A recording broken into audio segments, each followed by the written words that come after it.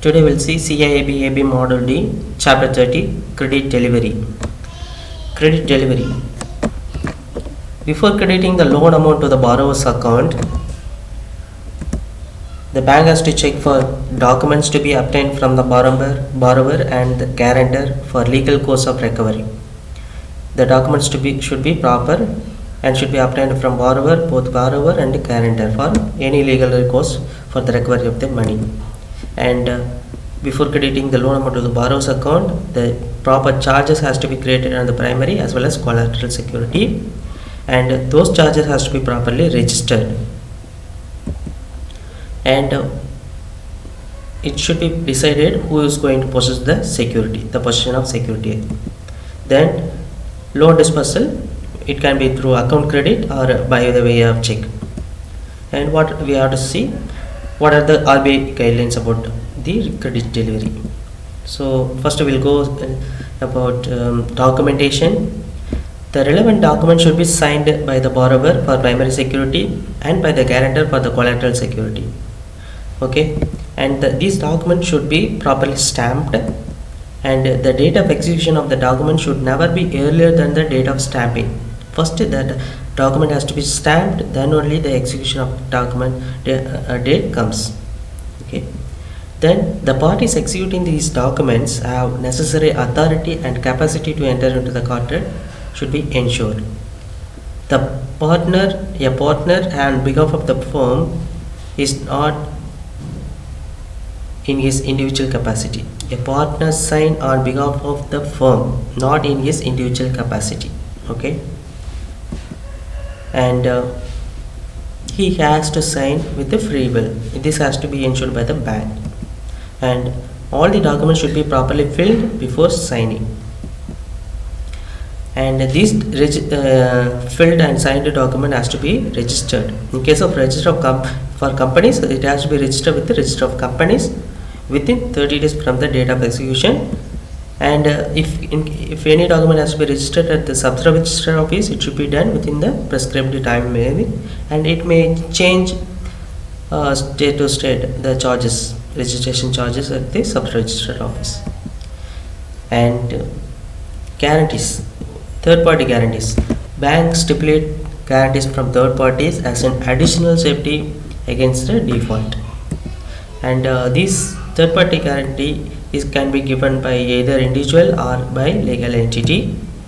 In case of finance to firms, the personal guarantee of proprietor or partners is not stipulated as they have unlimited liability. So firms like proprietorship or partnership firms, the personal guarantee of proprietor or partner is not stipulated as they have unlimited liability. In case of companies, the promoters, directors or trustees have limited liability towards the bank dues, hence personal guarantee is stipulated.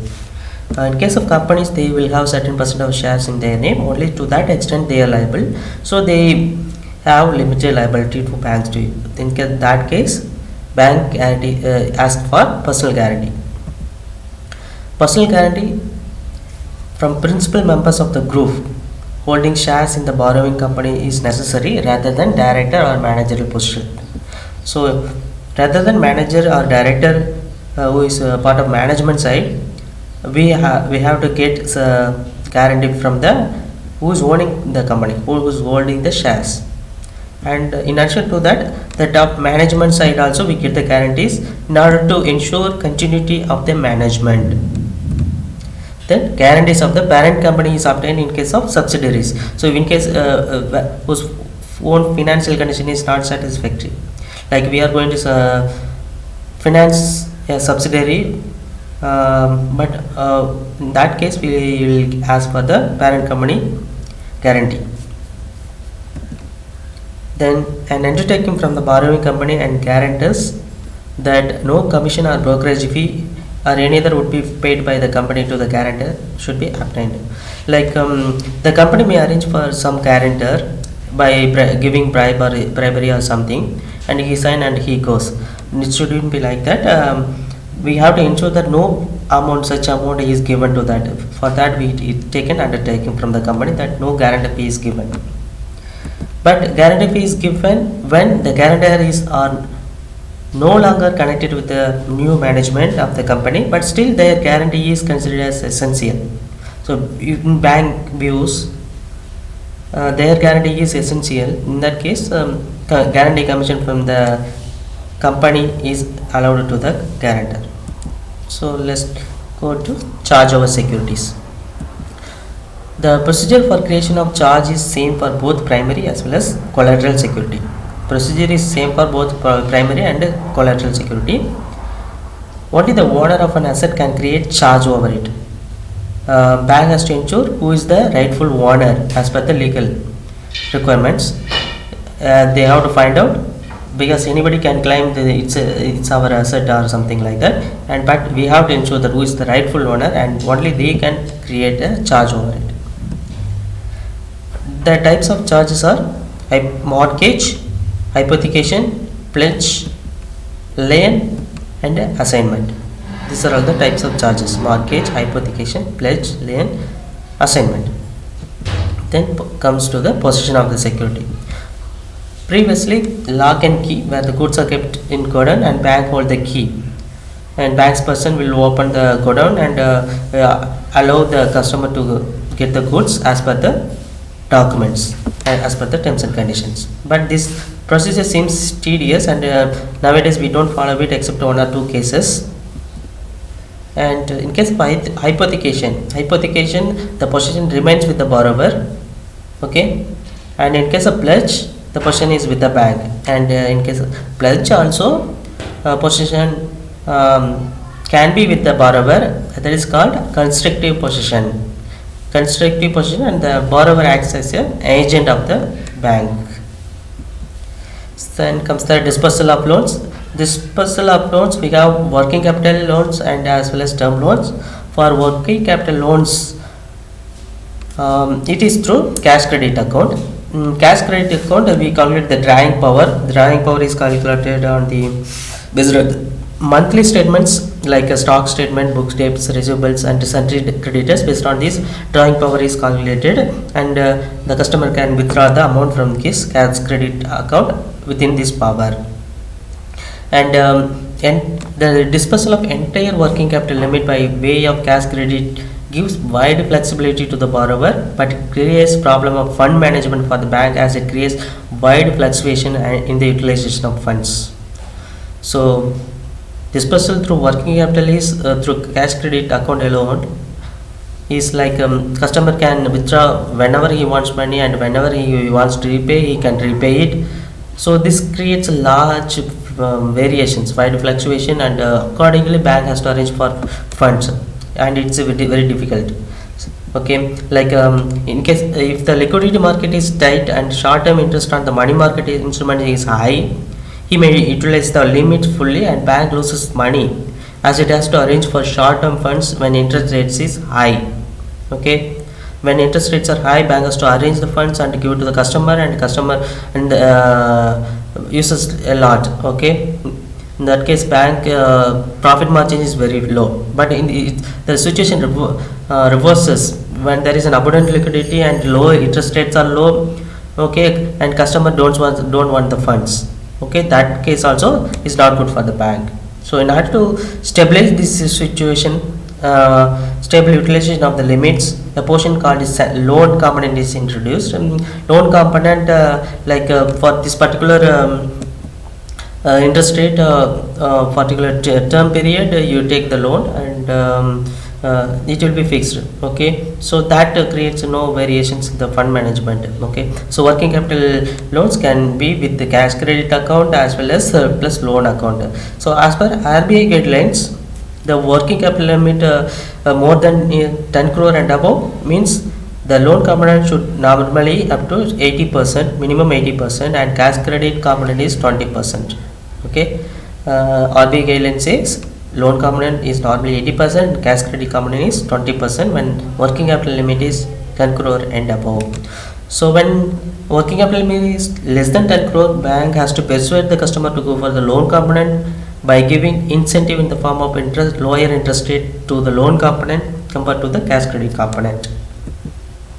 So loan component can be exempted for cyclical or seasonal business activities, because during seasonal period they bond the money, so that can be allowed through cash credit account, and loan component can be exempted.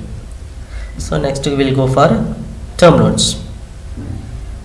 Term loans, the dispersal is by debiting the borrower loan account and crediting the buyer's account. Buyer's account is who is supplying the machinery or a house. So their account bank credits, not to the customer's account. Okay, if any amount has been already paid to the buyer, that is considered as part of the borrower's contribution or margin. Okay, and in exceptional cases only, like personal loans or consumption loans, bank credits the loan amount to the customer account itself. Okay, we have to minimize the amount of loan crediting directly to the customer account.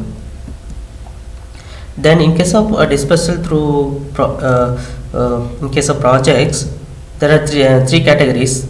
Okay, in projects, promoters are involved and they bring their contribution, and based on their contribution we decide how much we can disperse the loan amount stage by stage. Okay, first category is promoters bring entire contribution upfront, then bank start dispersing its commitment. Second category is bank promoters bring certain percentage of their equity, like 40% or 50% upfront, and balance is brought in stages. Then likewise bank also disperses its commitment. The third stage is ab initio. Ab initio is like proportionate. Promoters brings 10% of equity, then bank disperses 10% of debt portion, and promoters do bring 20% of their equity, then bank disperses 20% of the debt portion. So the proportionate component is there, and that is called ab initio. Then we have to ensure that debt equity ratio should be maintained at all times. Debt equity ratio should be maintained. Then lending under consortium or multiple banking arrangements. So consortium arrangement is like if two or more banks get into a formal arrangement to finance working capital needs of the borrower, it is called consortium arrangement. If two or more banks, there will be a formal arrangement to finance the working capital needs of the borrower, it is called consortium. Here we have to make note of two things. One is it is for working capital, and another thing is it's a formal arrangement. Okay, so consortium arrangement is formal arrangement as well as it's for working capital needs. Okay, here the one bank which is called a lead bank arranges for periodic meetings of the member banks, assessment, documentation, charge creation, monitoring of the account, etc. Okay, then in case of multiple banking, there is no formal arrangement. No formal arrangement between the banks, but they share the information about the account in their mutual interest. Okay, so consortium arrangement is a formal arrangement, multiple banking is not a formal arrangement. Okay, and what does RBI say in this case? At the time of granting fresh facilities, banks should obtain declaration from the borrowers about the credit facilities already enjoyed by them from other banks. The customer has to declare these are all the credit facilities which I am availing from other banks. They have to declare it upfront before disperse. Okay, then bank should exchange information about the conduct of the borrowers accounts at least quarterly. Quarterly they have to share the information with other banks, including derivative transactions and unhedged foreign currency exposures. Then banks should obtain regular certification from the chartered account or company secretary on compliance of statutory prescriptions. Next, banks should make use of credit reports from credit information companies like Credit Report or CIBIL Report. They have to analyze time to time. Okay, then these are all the few guidelines about our consortium and multiple banking. Then comes the syndication of loans. This syndication of loans, if two or more banks share financing a long-term large loan to a borrower, it is called syndication. Okay, this is mainly for term loans. Okay, consortium is for the working capital and syndication is for term loans mainly. The borrower gives a mandate to a lead bank to arrange for sanctions for the total amount on its behalf first. Then the lead bank approaches various banks with the details, and the other banks appraise their proposal based on their policies and risk appetite. They can take the decision. Okay, then the lead bank does the liaison work. Okay, the terms and conditions of sanction may be agreed in a meeting of participating banks arranged by the lead bank. Terms and conditions agreed then. Then the lead bank charges syndication fee from the borrower.